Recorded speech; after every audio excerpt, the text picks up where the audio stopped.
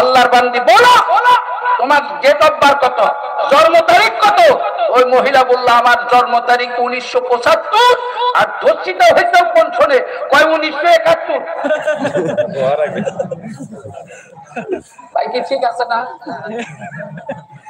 কথাটা বুঝেন, জন্ম তারিখ 75, ধর্ষিতা হয়েছে 71। এই কথা শুনে বিচারক জিহ্বা কামড় দিয়ে কয় এটাই তো জোর, যার মূল লোকটা। বিচার না করলে তার চাকরি থাকে না।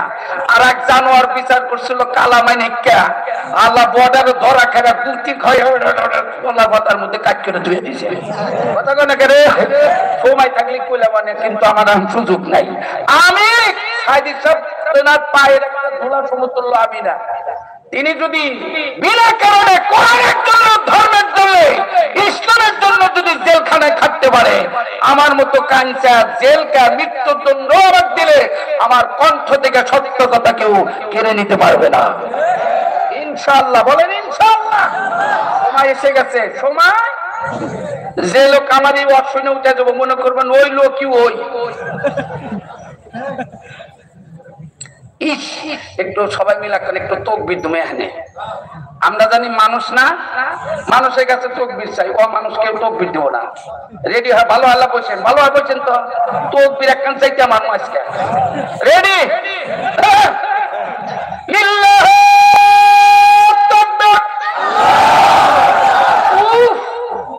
জাযাকুমুল্লাহ, আল্লাহ আপনাদেরকে উত্তম জাযা খায় দান করেন। কোরআনের জ্ঞান যেখান থেকে শুরু, দুনিয়ার জ্ঞান ওখান থেকে শেষ। সেই মাদ্রাসা হলো এইটা। জোরে কান মারহাবা। এই মাদ্রাসার জ্ঞানী আছে না নাই? কিছু লোক কথা পারবে খালি মানুষের বাড়ি খেবেন নি গে, মানুষের বাড়ি খাতে যোগ্যতা না, তোমার মতো কাঞ্চার তো দাওয়াত দেয় না। আলহামদুলিল্লাহ। এই মাদ্রাসার ছাত্র এক একটা কোরআনের হাফেজ, লৌহ মাহফুজ। এই জন্য হাকিমুল উম্মাত মাওলানা মুজাদ্দিদ মিল্লাত হযরত মাওলানা শাহ আশরাফ আলী থানভী রাহমাতুল্লাহ আলাইহি আল্লাহর কোরআনের, কোরআন সুন্নাহ জ্ঞানের কথা মিসাল দেয়া বলছেন। এক দেশের এক রাষ্ট্রপ্রধান বলছিল আমাকে নতুন গল্প শোনানি রাষ্ট্র দিয়ে দিবেন। ওনার পিএস উপদেষ্টা কয় আপনার কি মাথা খারাপ? অনেক গল্প আছে যার জীবনে আপনি শোনেন নাই, আপনি রাষ্ট্র দিয়ে দিতে হবে? কুমতলিবের রাষ্ট্রপ্রধান তো একবার ব্যাখ্যা শোন, ভিতরে যে আমার মধ্যে কি আছে এটা তো তুই জানোস না। বলে কি?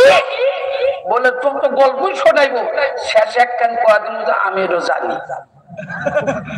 তালিকার রাষ্ট্র দেওয়া লাগবো, দেওয়া লাগবে। এবার এলান দিয়ে দিল নতুন গল্প শোনাইলে রাষ্ট্রের অর্ধেক দিয়ে দিব। সব শিক্ষিতরা আইকিউ পড়ে পিএইচডি ওয়ালারা সব বিষয়ে গবেষণা করে 3 তারিখ আইছে ইন্টারভিউ। কেভিউ বাচ্চা বসে আছে, পিএস উপদেষ্টারা বসে আছে, গল্প শোনাইতেছে। সারা রাত সব তাহকিক করে আইছে, গল্প শোনা যায়।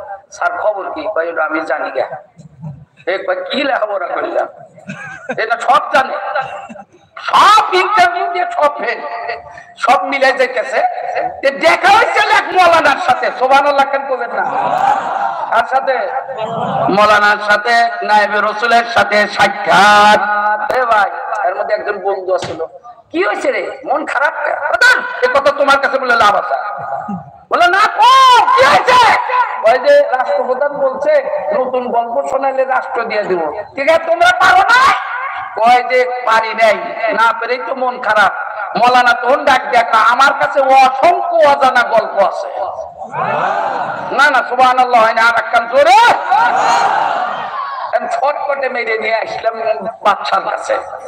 বাদশার কাছে পিএস দেখলো যে হুজুর এই এক মৌলবী এসে আদব কাদা জানে না, আদব কাদা নাই, অভদ্র গোষ্ঠী। এক মৌলবী এসে আপনার নতুন গল্প শোনাও। মৌলবীর খাওয়া আছে, মৌলবীর মধ্যে কি মাল আছে সরকার বুঝছে 5ই আগস্টে। কথা বললে কেন? কি আছে না আছে ওরা 36শে জুলাই বুঝাইছে। কারণ বাচ্চা ঠিক আছে আইসেই যখন তাহলে ডাকো, টেবিলে বসাইছে। বাচ্চাকে ডাক দেখায়, আপনি কি নতুন গল্প শুনবেন? হ্যাঁ। বলে শোনাই রে, অর্ধেক রাষ্ট্র দিব। মৌলবী কয় যে তোমার মুহের কথা গ্যারান্টি দেয়, এই যে কাগজ দিলাম